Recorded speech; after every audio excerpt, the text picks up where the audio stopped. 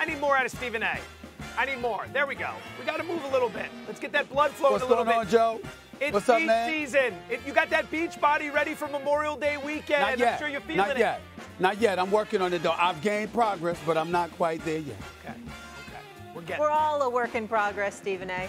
This girl, too. All right, Joe, let's start with Game 2 in Boston tonight. What's the play there?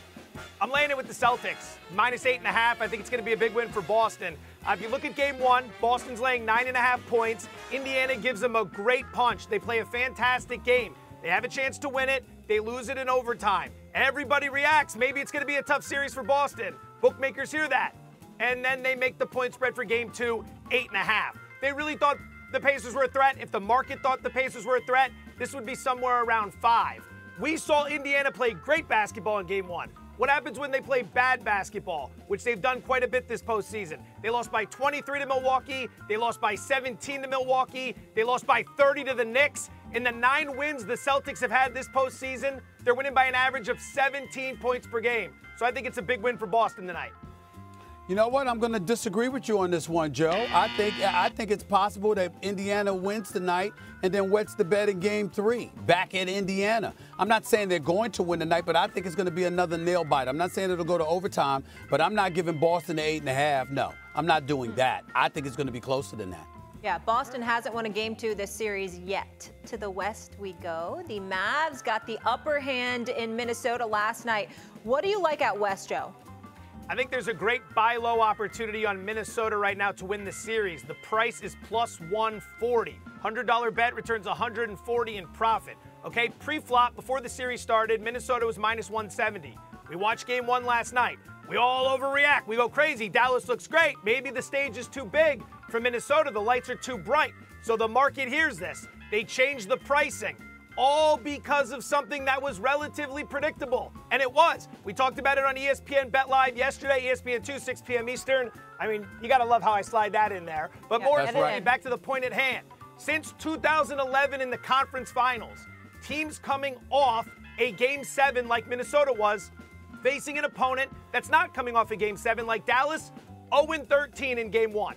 0-13, it's a tough turnaround. Wow. And now they're 0-14 after last night. So that was a relatively predictable outcome. It happened. The market is totally readjusted. Minnesota's a dog at plus 140. That's the time to buy, in my opinion. I agree with you. No argument there.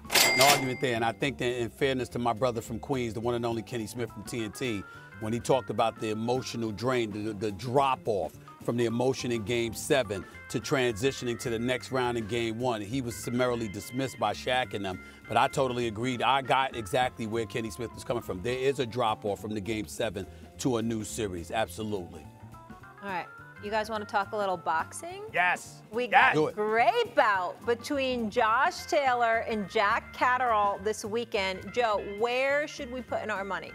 Catterall. You can lay the minus 160 if you want. I think the better bet is him to win by decision at plus 165. $100 wager returns 165 in profit.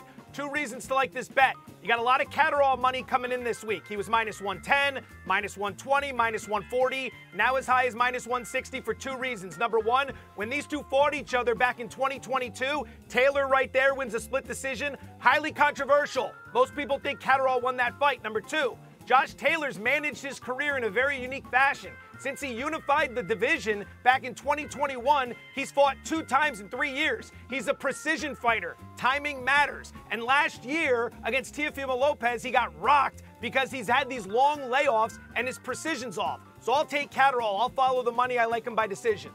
So do I. So do I. I like him by decision because, listen, Josh Taylor ain't Lopez. So let's get that out the way right now. That's a different level. So I definitely like Catterall in this particular situation. By decision, by the way. All right. Look at us. Look at us all getting along today. This is fantastic. Molly, you're bringing everybody together. That's what we do on the show. We galvanize the troops, as Stephen A. likes to say. We galvanize us all together. No, it's been a day. We're having a great day, Stephen A. and I hanging out on this Friday Eve. Things are going real smooth.